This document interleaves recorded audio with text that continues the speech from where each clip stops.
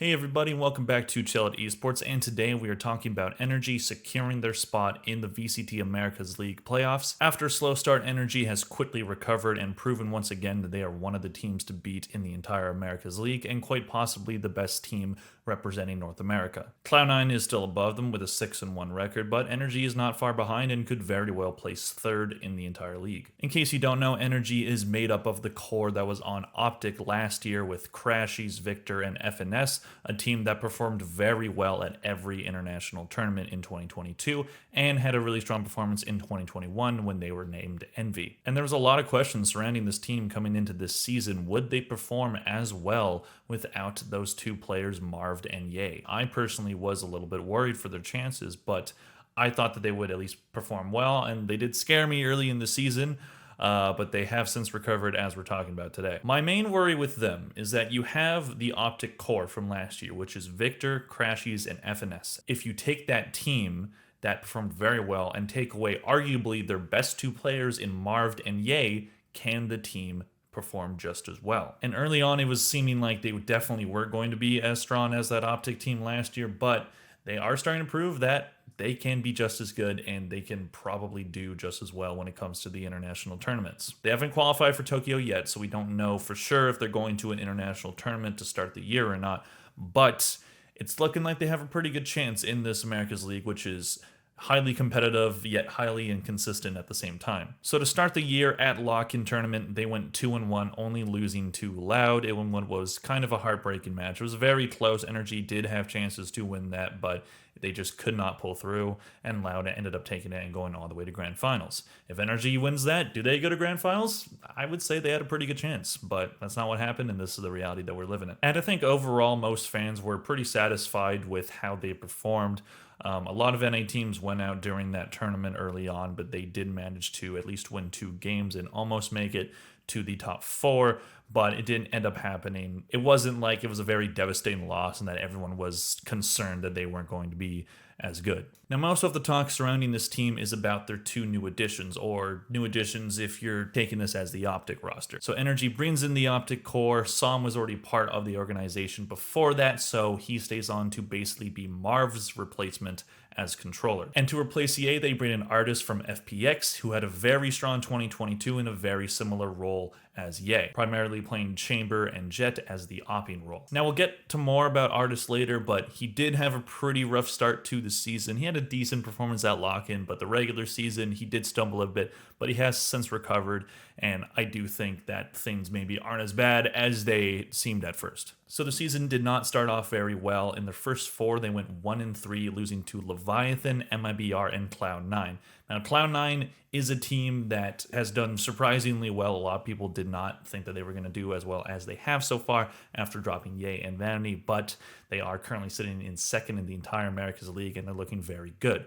So that's an excusable loss, but losing against MIBR really isn't. They were looking good at that point, but now they're like bottom of the league, so they're really not doing great. So that's a match that I think NRG would definitely want back, and if that match were to happen again, I think NRG would absolutely steamroll MIBR. So things at the start seemed kind of gloomy. Artist wasn't working out in the same way that Ye was and wasn't as impactful. Som was doing quite well at the start, actually, so that kind of paid off in dividends as a Marv replacement. So that wasn't really the concern, but they would get really close in a lot of these matches that they were losing, but they just couldn't close out maps. And Chet did an interview with, I forget who it was, I think it was Dextero, but he said something along the lines of, we're just making small fundamental mistakes that are costing us these rounds, these big rounds that we need to win to be able to close out maps. And after that interview, I think that kind of woke them up because they are 4-0 since. I believe that interview was before the Crew match and they destroyed Crew. Now, that wasn't a huge win because it is Crew. They are at the very bottom of the Americas League, going 0-8 so far. But the true turnaround was them against 100 Thieves, 2-0ing them in a commanding win. They took the first map 13-7. They took the second map 13-3.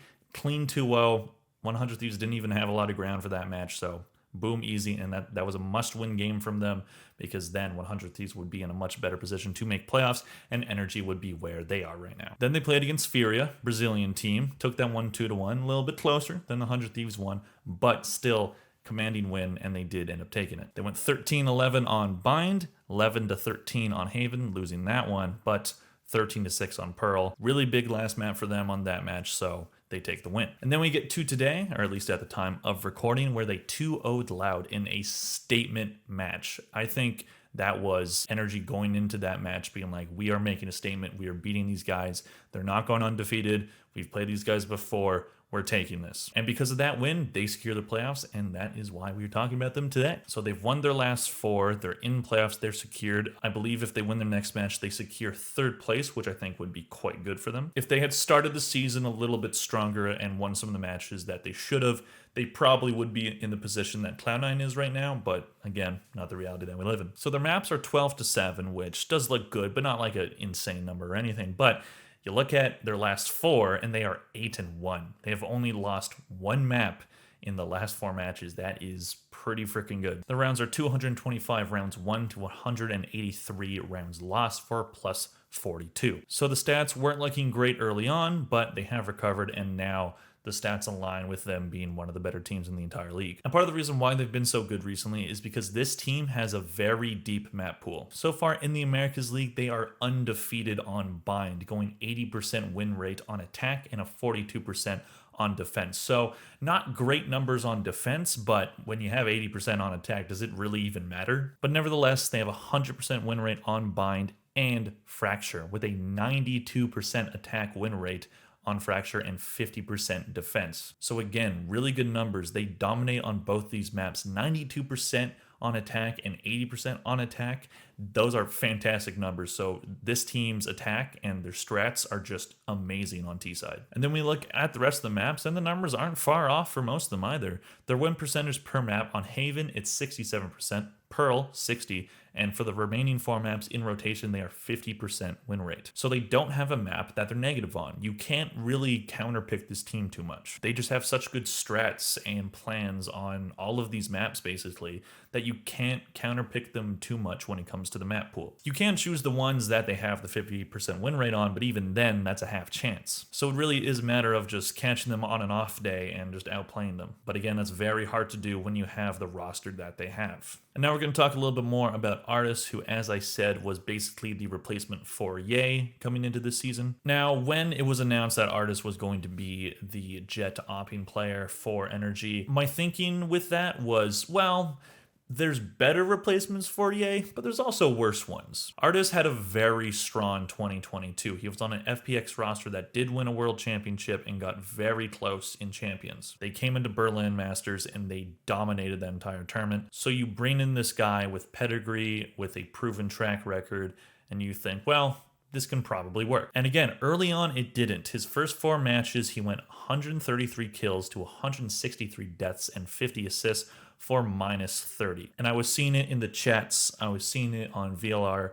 I was seeing it on Twitter, everywhere. Artis sucks. He's not a good Ye replacement. This guy's garbage. He's the problem. He's why they're not winning. And my thinking was, let's give him at least a little bit more time and maybe just try to use him properly. Part of the reason why he was struggling early on was that they weren't actually putting him on Jet or Chamber that much. He hasn't played Chamber this season. Chamber's not really meta right now. He got really nerfed. So it just kind of seemed like they were trying to use him in like a Sentinel role and also have him try Rays and stuff, which is kind of more in line with what he's good at because, you know, duelist character. But throwing him on a Sage, I think, is a weird choice, and it didn't really pay out. I think they just wanted to have a bit more flexibility with their roster and be able to have someone play Sentinel when they really needed it, and maybe they could not have Jet for a map or 2, because, you know, Jet isn't great on every map. I understood their thinking there, but it just didn't really work out, and then as soon as they put Artis back on Jet, he just performed very well. And as his numbers tell you, that is the case. In his last 4 matches, he has 154 kills, 120 deaths, 44 assists for +34. So a huge improvement number-wise. He went from -30 to +34. That is very good. And he is proving that NRG chose the right guy. So we're going to go through their overall stats and talk about how each player is doing individually and how they have improved. Some of these players, as we talked about, had slow starts, but Victor was not one of them. Victor might just be the most underrated Valorant player in the world. Last year, all the talk was about Marv, was about Ye, even about FNS and his amazing IGL ability. But Victor might be the best flex player in the entire world. I'm willing to say that. It doesn't seem to matter what character this guy plays. He's good at all of them. Currently in 19 maps, he has 331 kills, 274 deaths, 130 assists for a kill-death ratio of 1.2, which is second most on the team. His kill-death assists is 1.68. Average combat score per map is 231. And to get into more of the nitty-gritty, kills per map, 17.4, deaths per map, 14.4, assists per map, 6.8. All this guy does is perform well in exactly the way he needs to be. He's such a consistent player. He's such a good player. As I was saying, so much praise went to other players on the Optic roster, but he has been an important part of that team for a very long time. And that's what was so good about the Optic roster last year, is that they were such a well-built team. One thing that I will say about Ye, I will agree that last year he was the best player in the world. We don't know if he is this year because he's not playing in Tier 1. But one thing about Ye is that when he's on, he's very on, but he does have some consistency issues. Not as bad consistency issues as some other players, but there were times where they really needed him to step up and he just kind of didn't, but that's when their other players stepped up. There are teams that when their best players aren't being their best players, they struggle. Optic was not one of those teams. If Ye wasn't performing, if Marv wasn't performing, doesn't matter. FNS is doing well. Crashes is doing well. Victor is doing well. They had a deep, well-structured team. And that's what I think gets lost in a lot of the team building that goes along in Valorant, because orgs just tend to try to grab the best player available or just, look at biggest names, that kind of stuff. But Optic, they kept their core together even when they didn't win a tournament. They got very close, and that's probably why they kept them. But they didn't panic and they didn't really make any changes that messed with the core of this team. And they were able to build up chemistry and build up really strong strats, and FNS just with amazing leadership skills, they continue on to be very good. And Victor is a big part of the reason why, and him on Flex is just like, he's the perfect player to have on any team. I think he could do well under any banner, but here he is with NRG playing very well with his two buddies, Crashies and FNS. Then we get to Som. Now, Som is an interesting case. Som may not be as good of a controller as Marv per se. Not that he's bad, I'm not saying that he's bad, but he may not be as good as Marv in that department. But when it comes to fragging out, this guy gets kills. Like, I remember seeing him in lock-in and early on in the season and just thinking, wow, this kid's really good. Like, honestly, like, he's top fragged for them a couple times this year, and he's playing characters that are not supposed to do that. He's playing well as controller, but he's also been very good fragging out, so I think they made the right move keeping Som on. In 19 maps, he has 323 kills, 257 deaths, and 137 assists for a KD ratio of 1.25 and a KDA of 1.78. Som also has an average combat score of 205, kills per map is 17, deaths per map is 13.5, and assists per map is 7.2. Very good stuff. Very good numbers from Som overall. Very impressed with his play so far. Then we get to Artis, who we were talking about earlier. In 19 maps, he has 287 kills for 283 deaths, 94 assists for 1.01 kill death ratio, and a 1.34 kill death assist ratio. So the numbers are pretty even, and you definitely would want more out of him, but as we said, he struggled early on, but has found his footing. He's starting to feel more comfortable in his role and what he is to this team, and with FNS's IGLing, it's working out. Kills per map is 15.1, deaths per map is 14.8, and assists per map is 4.9. So Artis is showing what he can do. He's working his way up the leaderboard on his team, and I think he's going to have a very strong playoffs. And then we get to Crashies, who's another very valuable member of that old Optic core. In 19 maps, he has 286 kills, 259 deaths, 153 assists, 1.1 kill death ratio, and a 1.69 KDA ratio. His average combat score per map is 195, his kills per map is 15, deaths per map is 13.6, and assists per map is 8. So pretty decent numbers overall. He does have a positive KD ratio, so that's good. And he's been performing well. He's been proving why they decided to keep that core together, because they just mesh really well together. When a team has chemistry, that can be a very, very valuable thing. You don't even necessarily have to have the best talent in the world to be able to be a successful team. What you really need is chemistry and good IGLing, and that's where we get to FNS. Now, FNS's numbers aren't the greatest, admittedly. In 19 maps, he has 226 kills, 285 deaths, 144 assists, for a KD ratio of 0.79, which is the only -1 on the team, and a 1.29 KDA. His average combat score is 165, lowest on the team. Kills per map, 11.8, also lowest on the team. Deaths per map is 15, assists per map 7.5. So not great numbers when you look at them at face value for FNS, but when you have IGLing that's as good as his, it doesn't really matter. FNS doesn't need to be the guy fragging out all the time on the team. He's there to make calls, he's there for the strats, he has great chemistry with his coach Chet, and all these players know how to play with them. FNS strikes me as a very good leader. If you look at any video or interview of him talking, he's very cool, he's very calm, he's very collected. You know, he has that old meme of all good. Like, he's just a really nice guy. And he just seems like a guy that has really great leadership skills. It doesn't seem like he's too hard on people or too soft on people, kind of striking that balance, and that's what leaders need to do. But honestly, when he does get kills, it seems like they come in like just at the right time. It seems like he kind of gets a lot of like clutch kills. You could correct me on that, but that's just kind of what I've observed, is that he's not really fragging all that much, but when he does, it seems to be like a big kill. So I'm liking what I'm seeing from FNS so far, and he's proven why he is known as the best, or one of the best, IGLs in the entire VCT. Hell, even Sadak is scared of that man. Like, I saw the interview that was like the pre-video before their match today against Loud.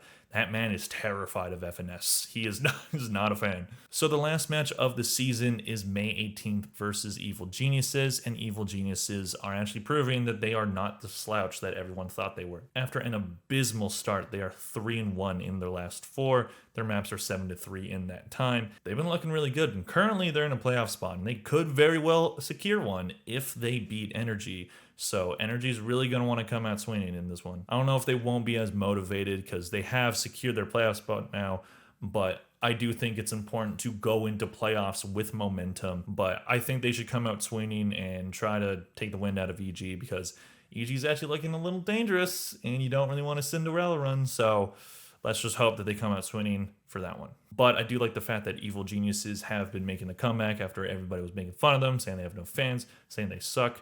And I think that really motivated the players to prove everyone wrong. So we do hope that they make playoffs, but their chances are kind of slim still.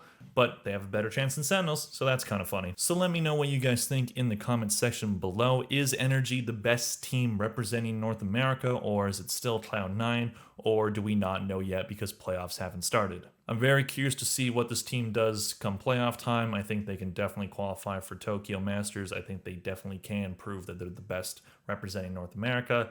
They might have to go through both Loud and Cloud9 during the playoffs, so it's not going to be an easy round for them at all. But I'm confident in the talent and the IGLing of this team, so I'm pretty excited to see what they do. Anyways, that's all for today. Thank you all for watching very much. Please like, comment, and subscribe. Have a good one, and I'll see you guys in the next video. See ya!